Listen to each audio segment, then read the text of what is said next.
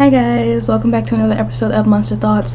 I have been sick and that is why there hasn't been any new videos up of last week, but I am on track to get back to doing that. I am not 100% in the clear, but I am feeling better, so hence me diving ahead and doing this video. This is going to be a special video for Monster Thoughts, and it is the direction that I wanted to take Monster Thoughts in to begin with, because the Monster Thoughts blog, was always going to be an analysis on popular movies and monsters and culture and everything like that. So I am eager to start doing that and presenting it all to you. So to start, I'm going to do an analysis on the relationship in Midsommar, which I believe is the entire basis of the whole movie. And I will prove my points with various clips and scenes from the movie itself as I talk over it. So I hope you guys enjoy it. But before we get into it, I want to mention that some of you guys said you wanted necklaces, and I started making them. So this is one I made recently. It's still drying and it's not that legible, but yeah, so I started doing necklaces and everything. I have a bunch drying right there, ready to go out to those lovely people who supported me and purchased a copy of any of the books in my series. And I thought I would let them know how much I appreciate them by giving them what they wanted: Dark World necklaces and jewelry. So look for that in the coming weeks. I'm going to start putting some up after I ship this first batch out. I'm going to start putting some up on my store on essyparis.net, and I also added more t-shirts to my Teespring store, and hoodies and mugs. So if you want a Dark World mug or hoodie, by all means, they're on Teespring, and Patrons get discount codes and they get free shipping. There is a code on Patreon for free shipping if you don't know it. So just to whittle down that price, because I refuse to make my merch, or whatever you want to call it, more than like more than 20 bucks for a shirt, because I think that is ridiculous, and I think that clothes should be affordable, and any cent that you give me is helping me in the long run. So that's how I feel about that. So we're gonna get into it, and I'm going to talk about Midsommar.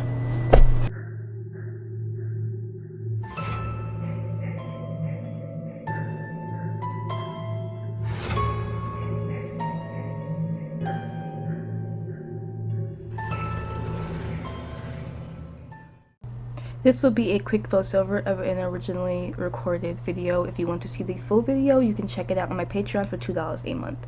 Now moving right along. I started this video talking about the protagonist's relationship and how it is fraught and turbulent, and you can see that the strain of her having to deal with her troubled family had on their relationship, and you can tell from the subsequent scene following the scene that the relationship with her boyfriend Mark is very troubled, and he obviously does not love her, which is solidified in a scene following this. Upon her family's death, however, he is unable to leave the relationship, and thus he stays. This is very troubling in many ways for me when I watched it, because it's clear these people don't belong together, and I knew that they would be taking a trip to a cult, and I figured, how in the world will this cult affect their relationship? So in this scene, we see it's after her family is dead. We see that he is with her begrudgingly, and he takes her to a bar with his friends, where it is revealed that they are going on this trip to Sweden, and she had no idea about it.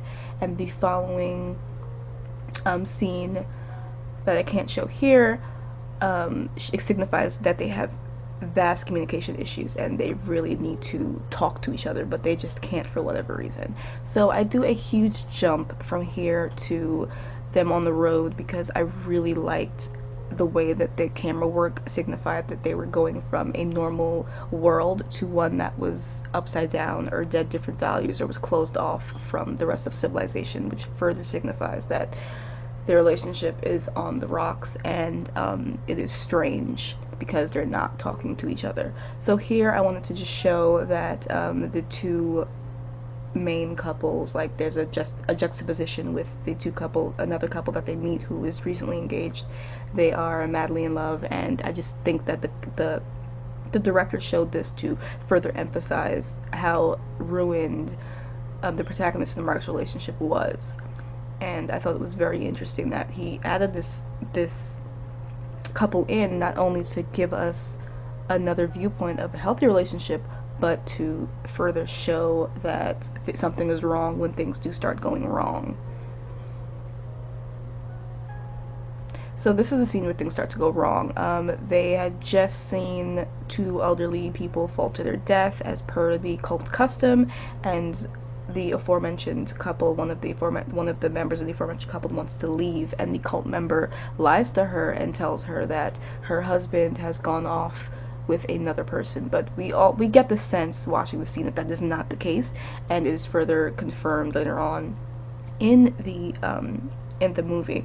But as this is focusing on Mark and the protagonist's relationship, I will not get into that. I will only say that they never show any other deaths besides the one at the end, and I think that was important to my thesis, that the relationship was the main driving point. Because if this was just another run-of-the-mill horror movie, why wouldn't the director show everybody else dying? Everybody else just goes off on their own and we never see them again. And I thought that was very strange and a very quiet way of killing people, until I realized that this whole entire movie from beginning to end was all about Mark and the protagonist, and how they refused to communicate with each other, and how they navigated this unease with each other, and how the unease translates to the cult itself. Because with the cult, you feel a sense of being claustrophobic, you feel a sense of being trapped, and it's not until the protagonist embraces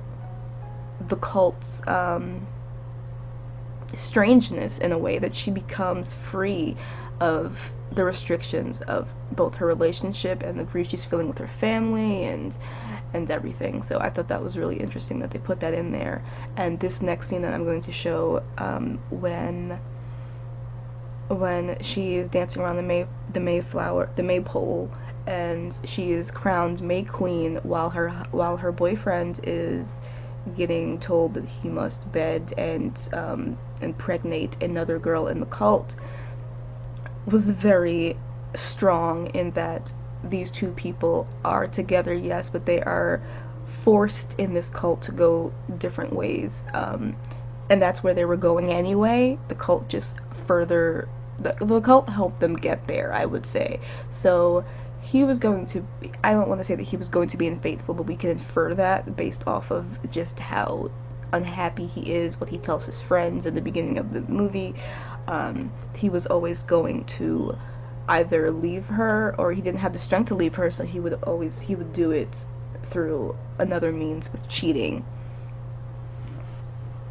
So so this was a very crazy scene to me, because the scene that follows, they do show him impregnating one of the cult members while the protagonist is being crowned the May Queen, and I think it was a very important juxtaposition of power, whereas he kind of had the power in the real world where he could tell her that he didn't want to talk, he didn't want to hear about her sister, he could talk down to her in a sense, and now that she is the May Queen and he has done this horrible thing, but it's in the best interest of the cult, that she now has the power to define herself and say, this is not okay, I don't accept this, where she couldn't do that before in the outside world for whatever reason. So here she was crowned, and here we see that she has already seen his infidelity, and now she is stricken, which I totally believe the cult set up, and now she is able to take this and she's able to take this and free herself from her relationship. So she gets a choice between who she wants to sacrifice to this cult god. There can be 7 or 9 people, I can't remember how many. And of course, now that she feels betrayed and she feels that she can rightfully take this step to end her relationship, she of course chooses to kill Mark, which to me on second watching struck me as very empowering for her, not for him obviously, but for her. She was able to finally end the relationship on, yes, extreme terms, but she was able to end it all the same. And I think that's very important to discuss when we're talking about this cult, because this cult gave her power, whereas it took power away from him. Um, where I don't believe she was ever going to leave him on the outside world, but he was already prepared to leave her for about a year before that. He just never took that step. Here, the dynamic of the relationship is obviously shifted, and now she has the power to take matters into her own hand and end the relationship if she so chooses, which she obviously does. This was a very frantic and not put together at all analysis on the relationship that centers Midsommar. So I hope you enjoyed it. There will be more coming that are much more coherent and relevant as I go on. Again, I was very sick and I didn't have time or energy to do anything. I have a little bit of it now, so that's why I decided to record this for you guys. Okay, so I really enjoyed that. I really love doing that. Much more is coming soon.